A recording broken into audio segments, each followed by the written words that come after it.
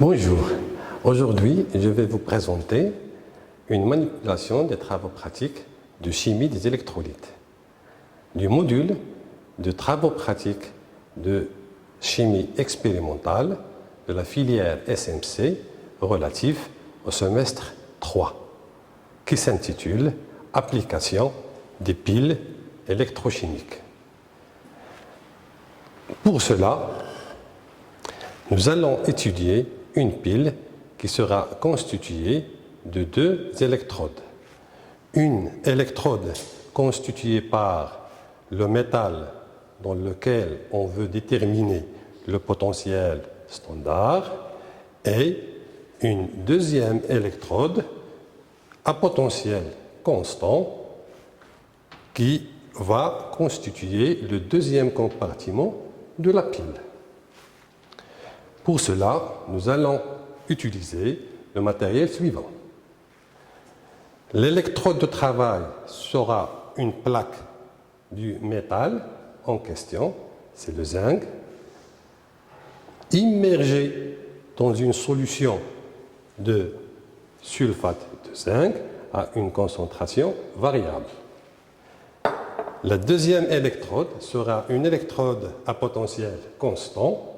Dans ce cas, nous allons utiliser une électrode au sulfate mercureux plongée dans une solution de K2SO4 saturé pour garder son potentiel constant.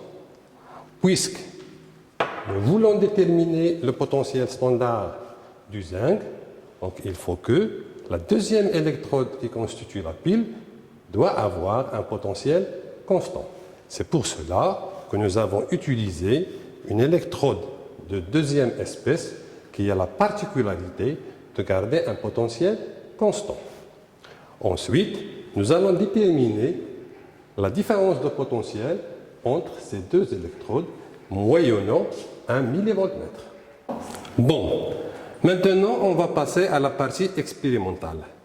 Pour construire notre pile, on va connecter l'électrode de travail constituée du métal à étudier dans le millivoltmètre dans le port électrode et l'électrode à potentiel constant qui est l'électrode au sulfate mercureux dans le pôle référence. On allume notre millivoltmètre et on l'adapte au mode millivoltmètre. Avant de commencer, il faut d'abord traiter la plaque métallique. La plaque métallique constituée de métal zinc doit être propre. Pour cela, nous allons d'abord la nettoyer par du papier abrasif en la frottant un peu et puis on va la rincer avec de l'eau distillée. Et on ne la touchera plus des doigts pour éviter qu'il se contamine avec les empreintes et la graisse de nos doigts. Ensuite, on la place dans son support et pour avoir des concentrations variables de la solution électrolytique dont on veut déterminer l'activité et le coefficient d'activité, on va procéder de la façon suivante. Dans un bécher, on va prendre un certain volume d'eau distillée, bien connue. Dans ce cas, par exemple, je vais prendre 25 ml. Pour être exact, on doit mesurer le volume avec une burette ou une pipette, non pas avec une éprouvette. Mais pour ce test, j'ai utilisé l'éprouvette pour être un peu plus rapide. Voilà, je verse mon volume d'eau dans le premier compartiment et je remplis la burette avec une solution de sulfate de zinc d'une concentration connue. Dans ce cas, je prendrai la concentration 0,1 m. Ma burette, elle est déjà remplie avec cette solution. Dans le deuxième compartiment, je vais introduire mon électrode de potentiel constant, qui est une électrode de sulfate mercureux, dans une solution de K2SO4 saturé, pour garder son potentiel constant. Voilà. Comme ça, je vais avoir mes deux demi-piles. Je vais plonger mon électrode de travail constituée du métal à étudier et mon électrode de potentiel constant dans les deux compartiments en s'assurant que mes deux électrodes sont bien au contact avec les deux solutions. Et pour varier la concentration du compartiment de droite, je vais calculer le volume que je dois ajouter de la burette pour avoir plusieurs concentrations dans le bécher. Par exemple, en se basant sur la relation d'équivalence CA-VA égale ACB-VB. Alors, dans la burette, nous avons une concentration CA-VA et dans le bécher, on aura une concentration CB-VB. Puisqu'on est parti avec un volume initial d'eau de 50 ml, donc le volume VB sera égal à 50 ml plus un certain volume V1. Et la concentration CB, ça sera la concentration qu'on va déterminer de la solution ou des ions Zn de plus.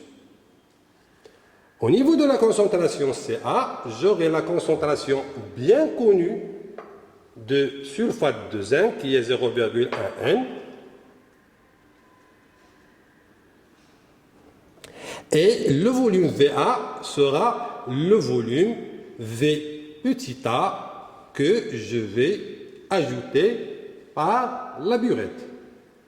En se basant sur cette relation, je vais calculer à chaque mélange des concentrations C1, C2, C3.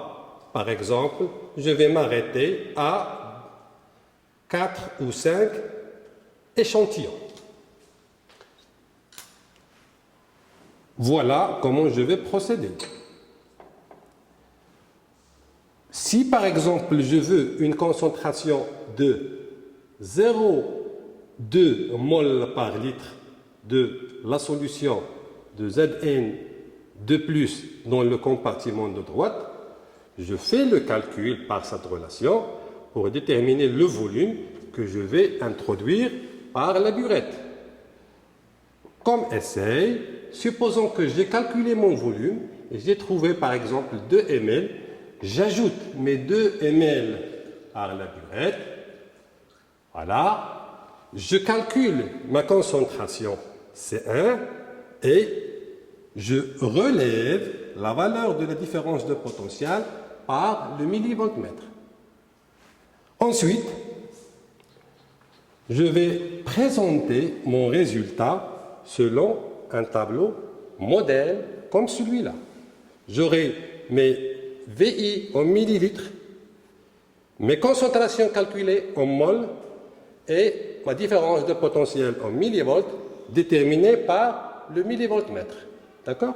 Donc je présenterai mes résultats sous forme d'un tableau. Pour V1 GC1, j'ai une delta E1. Pour V2 GC2, j'ai une delta E2. Et ainsi de suite, jusqu'à ce que j'aurai assez de points. Alors, après avoir déterminé mes valeurs, pour les exploiter, je vais essayer plutôt d'utiliser les deux valeurs du potentiel des deux compartiments que j'ai, qui sont donnés selon la loi de Nernst.